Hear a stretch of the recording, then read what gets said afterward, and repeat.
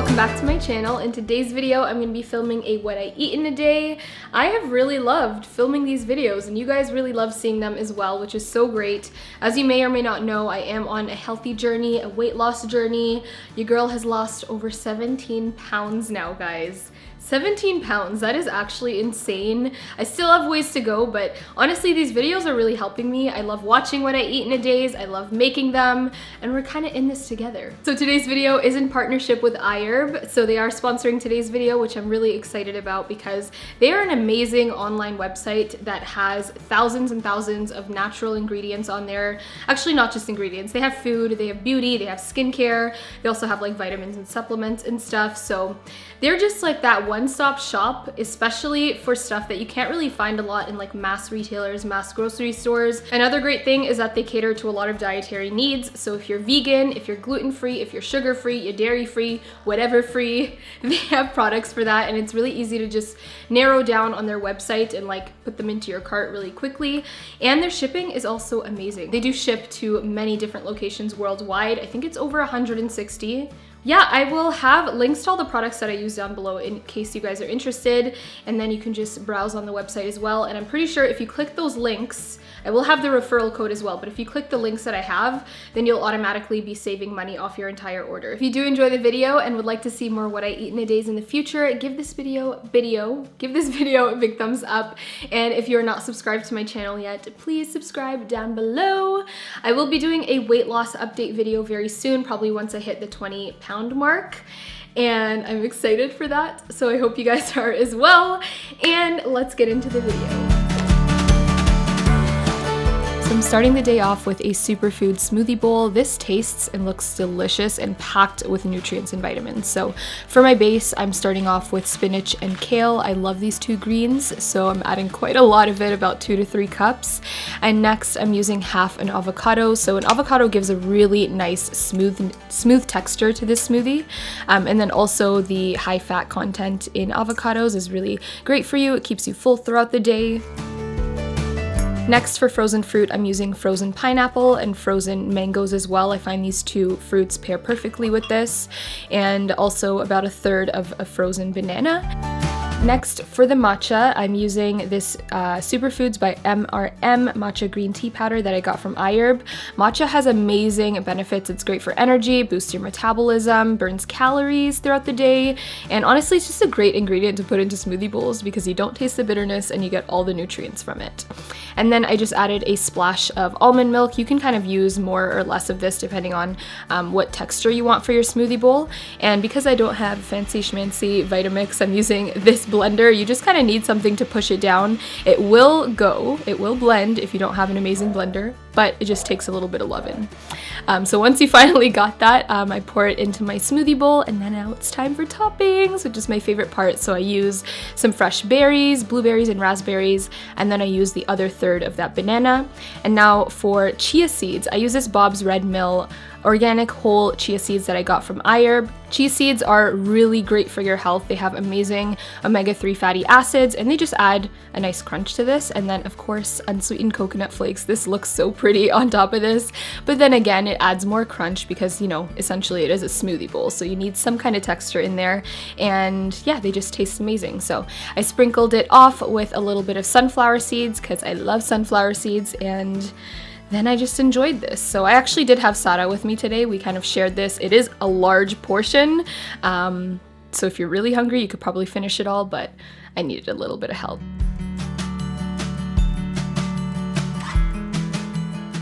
Now moving on to lunch, I made these chicken tenders and sweet potato fries. Starting off with these sweet potato fries, I'm gonna just kind of grease my pan with this avocado oil from Primal Kitchen. I love using avocado oil.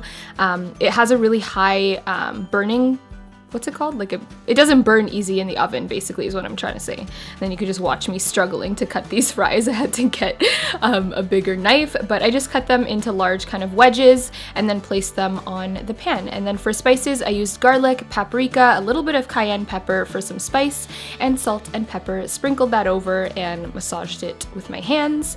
You do want to make sure you separate these nicely because you don't want them to steam. You want them to get a nice crisp in the oven. And then I think I baked them at about 425.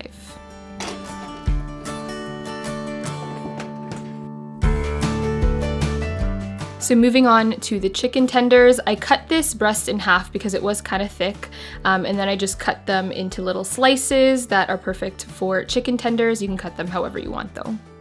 And then for the coating, the coating? Is it the coating? Yeah, I basically just whisked up an egg with a little bit of salt, and then I used almond flour instead of like breadcrumbs or something. So I love using almond flour. You can see I used almost this entire thing. This one's by Bob's Red Mill. I also got it from iHerb. So I just sprinkle that on top, and then I used pretty much the same spices. So paprika, garlic powder, salt, pepper, and then I oiled up my pan again with that avocado oil from Primal Kitchen.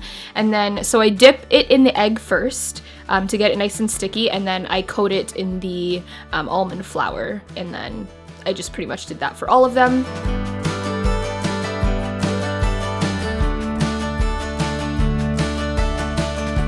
And then this is what they looked like before putting them into the oven. And then I put them into the oven at 375, I believe, and do you see this? This literally looks like something straight out of Popeyes. And then this is the Primal Kitchen Chipotle Lime Mayo. I find it so hard to find dipping sauces that are sugar-free, so I found this one on iHerb and I was so excited. It tastes amazing, so good, and yeah, I really, really enjoyed this one. Actually, both Sara and I really enjoyed this one.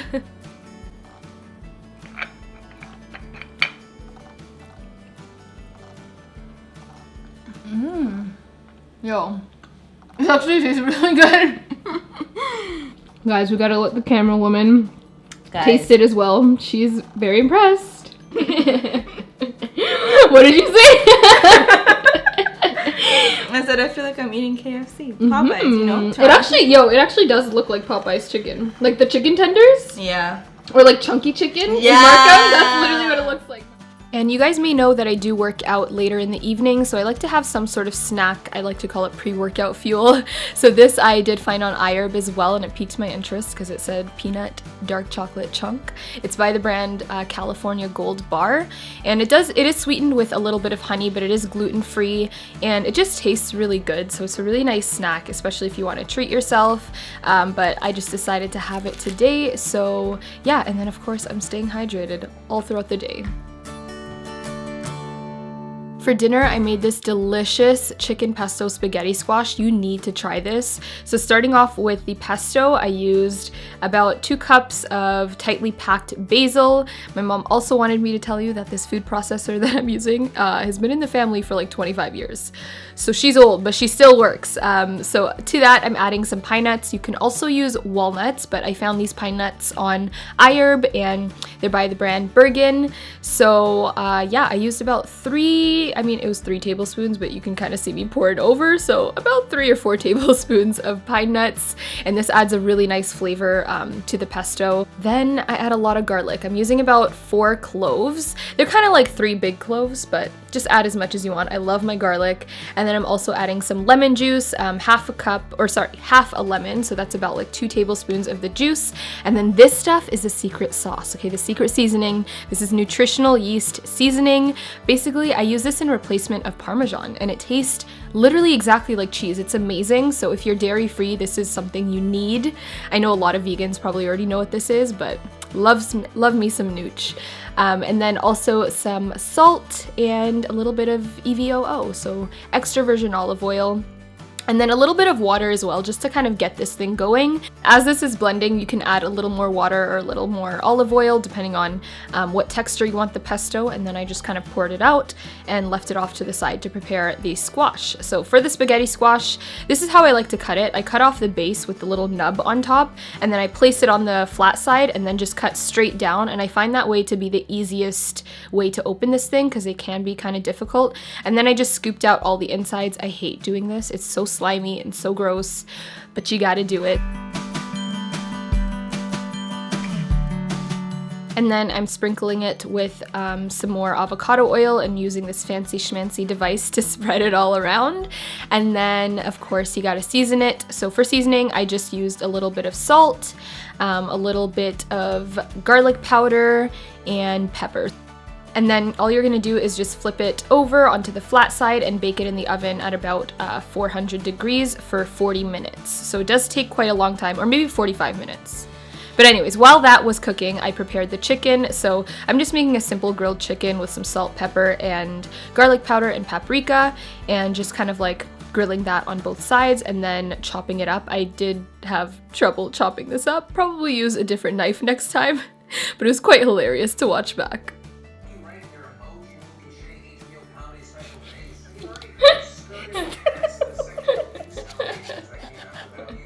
Use another knife. I'm just gonna use the first 3 cuts because this chicken is way too juicy to cut now.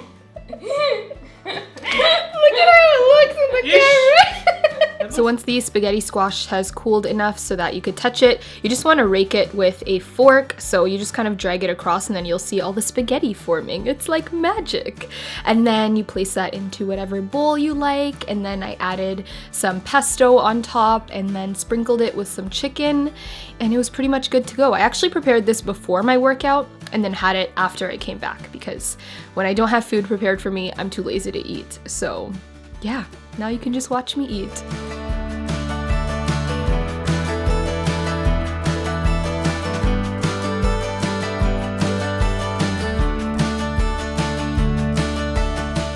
So I'm gonna enjoy my last meal of the day, but I just want to thank you guys for watching my what I eat in a day. I really hope you enjoyed this video and enjoyed seeing the different bit of the filming style that we did today.